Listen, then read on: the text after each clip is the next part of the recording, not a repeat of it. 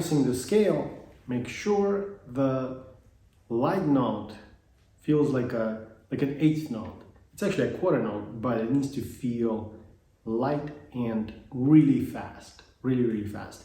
Try to stay on the string as much as possible. Don't lift it in the air if you can help it.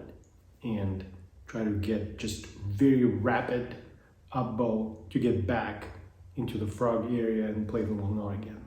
If you enjoyed this video, please give it a thumbs up and subscribe to my channel. Also, I invite you to visit my website where there's more information about the lessons I teach. Thanks for watching.